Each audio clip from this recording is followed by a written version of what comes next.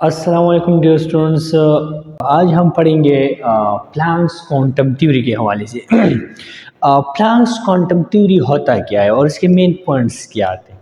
तो dear student, सबसे पहले हम ये देखेंगे, इसको एक साइंटिस्ट थे जिसका नाम था मैक्स प्लैंक्स, उसने प्रेजेंट किया था 1900 में। मेन पॉइंट ऑफ पोस्टुलेट्स की तरफ आते हैं। तो डियर स्टूडेंट, सबसे पहले जो हमारे पास पोस्टुलेट है एनर्जी एब्जॉर्प्शन और इमिशन। एक्चुअली हमारे साथ Max Planck constant actually depend करता है एनर्जी एब्जॉर्प्शन और एमिशन की बुनियाद पर कि एक बॉडी एनर्जी एब्जॉर्ब करता है, किस फॉर्म में एब्जॉर्ब करता है, एमिट करता है किस फॉर्म में एमिट करता है, कैसे खारिज होता है। तो डियर स्टूडेंट, इससे पहले हमारे साथ हमने मुख्तलिफ वेव्स के रेडिएशंस के हवाले से पढ़ा था कि हमारे साथ जब बॉडी एनर्जी एमिशंस करते हैं वो एक्चुअली कंटिन्यूस फॉर्म में करते हैं, मुसलसल खारिज करते हैं। लेकिन मैक्स प्लैंक ने ये बात बता दी कि एनर्जी एब्जॉर्ब्ड और रिलीज इन अ discontinuous form rather than continuous form.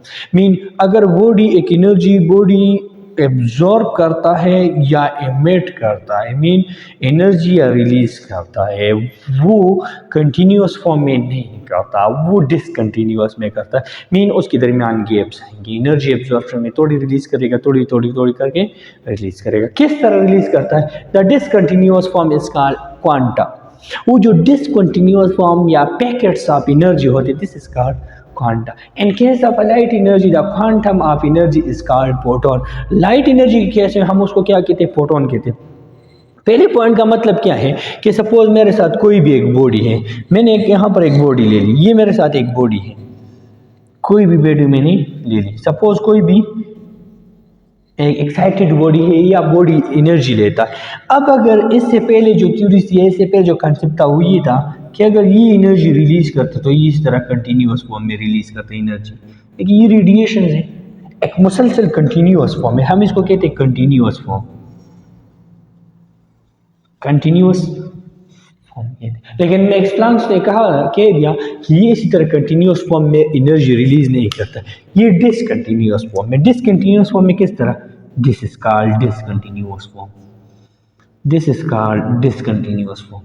Mean अगर ये बॉडी एनर्जी रिलीज करेगा तो ये इस फॉर्म में रिलीज करेगा रेदर देन अबव इस कंटिन्यूअस फॉर्म में। और इस डिसकंटिन्यूअस फॉर्म के को हम क्या कहते हैं? क्वांटा कहते हैं। और उसी क्वांटा को इन the form of light energy हम क्या कहते हैं? फोटोन कहते हैं। मीन हम इसको क्वांटा भी कहते हैं और फोटॉन भी कहते हैं। ये किसने कहा था? ये मैक्स प्लैंक ने कहा था। मैक्स प्लैंक ने एक और बात भी की, सेकंड पॉइंट की तरफ आते हैं कि energy of the quantum, each quanta has specific energy. Mean अब ये नहीं है यहाँ पर तो ये सारी एनर्जी क्या होगी? सेम होगी कंटिन्यूअस में, लेकिन डिसकंटिन्यूअस में हमारे पास क्या होगा? इसकी एनर्जी स्पेसिफिक होगी, इसकी अलग होगी, इसकी अलग होगी और इसकी अलग होगी। क्योंकि ये जब पहले रिलीज होता है, सपोज हम यूँ लेते हैं एक बॉडी है, वो इंतहाई ज़्यादा हीट अप है। जब ज़्यादा हीट अप है तो अगर हम उसको शुरुआत में जिस हीट से निकाले, अगर हम उसको हाथ लगाएंगे तो ये ज़्यादा जलाव करेगा। थोड़ी देर बाद अगर हम उसको हाथ लगाएंगे तो हमारे पास क्या होगा? वो कम गर्माइश फील करेगी या हमें कम जलाएगा। वजह क्या है? उसने एनर्जी रिलीज की थी। तो हम यूँ कह सकते हैं कि पहले आपके पास जो क्वांटा होंगे, पहला फोटोन होंगे, उसकी एनर्जी ज़्यादा होगी, और जो बाद में फोटोन आएंगे उसकी एनर्जी क्या होगी? कम होगी। जब एनर्जी कम होगी वेवलेंथ ज़्यादा होगा, जब वेवलेंथ ज़्यादा होगा तो फ्रीक्वेंसी खुद ब खुद हमारे पास क्या होगी? कम होगी। तो डियर स्टूडेंट्स, हम यहाँ पर कह सकते हैं कि एनर्जी ऑफ द क्वांटम, तो मैक्स प्लैंक ने सेकंड पॉइंट में ये कह दिया कि स्पेसिफिक, कि हर क्वांटा का एनर्जी क्या होगी? स्पेसिफिक होगी, फिक्स्ड होगी। तो मैंने आपको समझा दिया। कहने का मतलब क्या है? अब एनर्जी किस चीज़ से directly? Energy is directly relation to wave number and frequency. Mean energy ज़्यादा होगी, उसकी फ्रीक्वेंसी ज़्यादा होगी, मीन जल्दी जल्दी आपके पास क्या होंगे? रेडिएशन खारिज होंगे और इसके नंबर ऑफ वेव्स ज़्यादा होंगे, ज़्यादा वेव्स आपके पास क्या होंगे? खारिज होंगे। तो हम कह सकते हैं कि E is directly proportional to nu. Nu हमारे पास क्या है? फ्रीक्वेंसी। और E is equal to H nu. H हमारे पास क्या है? This is H is Planck's constant. ये प्लैंक्स कांस्टेंट है, ये हमारे पास इसकी वैल्यू है 6.6262 × 10⁻34 जूल सेकंड्स के बराबर आ जाता है। हम again as we know that, suppose हमको इसको इक्वेशन नंबर 1 का नाम देते हैं। Again as we know that speed of light जो हमारे पास है वो बराबर है न्यू लेमडा के। अब अगर हम इसकी रीअरेंजमेंट कर ले तो हमारे पास क्या होगा, लेमडा अगर अपनी जगह न्यू अपनी जगह पर रह जाए तो दोनों साइड पर क्या कर ले, लेमडा को डिवाइड कर ले। इस साइड पर भी लेमडा में डिवाइड कर दे, इस साइड से कैंसिल हो जाएगा, उस साइड पर डिवीजन में रह जाएगा। तो हमारे पास हम यूँ लिख सकते हैं कि nu is equal to c by lambda. तो मैं इस इक्वेशन को इक्वेशन नंबर 2 का नाम देता हूँ। तो मैं इक्वेशन नंबर 2 उठा देता हूँ, इसी में पुट करता हूँ। तो मेरे साथ बराबर होगा E is equal to h c divided by lambda के बराबर है। Again as we know that, मैं इसको इक्वेशन नंबर 3 का नाम देता हूँ। मैंने इसको इक्वेशन नंबर 3 का नाम दे दिया।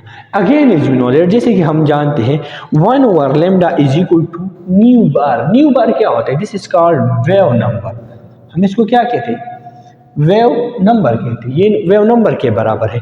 तो आपके पास अगर हम इसको ले लें ये इक्वेशन को, तो हम इस इक्वेशन को यूँ भी ले सकते हैं कि E is equal to h c multiply by 1 over lambda. तो 1 ओवर लेमडा को हम उठा लेते हैं। तो 1 ओवर लेमडा हमारे पास किस चीज़ के बराबर आ गया, न्यू बार के बराबर आ गया। तो हम इक्वेशन यूँ लिख सकते हैं कि E is equal to h c nu bar. So this is actually in the form of this case में हमारे पास क्या होगा, एनर्जी, इसी के थ्रू क्वांटा की एनर्जी हम फाइंड करते हैं। क्वांटा की एनर्जी हमारे पास क्या होगा, फाइंड करते हैं। इस इक्वेशन के थ्रू हम एनर्जी, किसी भी क्वांटा की एनर्जी फाइंड करते हैं। अब इस क्वांटा की भी एनर्जी, इस क्वांटा प्रोटॉन की भी एनर्जी हम फाइंड कर सकते हैं, और इसी प्रोटॉन और इसी प्रोटॉन की भी एनर्जी भी हम फाइंड कर सकते हैं। तो एक्चुअली किस चीज़ पर हमारे साथ डिपेंड होगा, एच हमारे पास प्लैंक्स कांस्टेंट है, कांस्टेंट होगा किसी भी क्वांटा के लिए। हमारे पास स्पीड ऑफ लाइट, क्योंकि तो रेडिएशन लाइट के फॉर्म में खारिज होंगे, तो एच भी कांस्टेंट होगा, सी भी कांस्टेंट होगा, वेव नंबर चेंज होगा। कितने नंबर ऑफ वेव्स एक पॉइंट से पास होंगे, कितने नंबर ऑफ वेव्स खारिज होंगे, 1 सेकंड में, 2 सेकंड में, 3 सेकंड में कितने नंबर ऑफ वेव्स खारिज होंगे। अब अगर आपके पास वेव्स की एनर्जी ज़्यादा है, वेव्स की एनर्जी ज़्यादा है तो ज़्यादा वेव नंबर होगा। अब अगर वेव की एनर्जी कम है तो कम वेव नंबर होगा। तो इसी के थ्रू हम क्या करते हैं, किसी भी क्वांटा की एनर्जी हम फाइंड कर सकते हैं।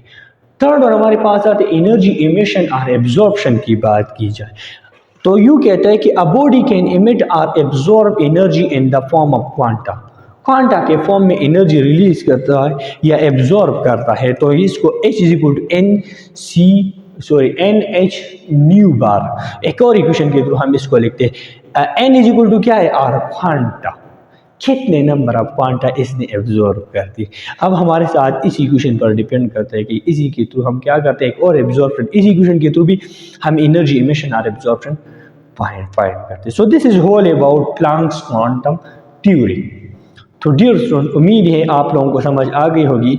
जिसको भी जो भी मुश्किलात है कमेंट सेक्शन में आप सवाल कर सकते हैं, या जिसको जिस टॉपिक में मसला होता है वो कमेंट सेक्शन में वही टॉपिक आप मेंशन करेंगे। इंशाल्लाह नेक्स्ट वीडियो में हम वही टॉपिक आप लोगों को क्लियर कर लेंगे। Thank you very much. Allah हाफिज़।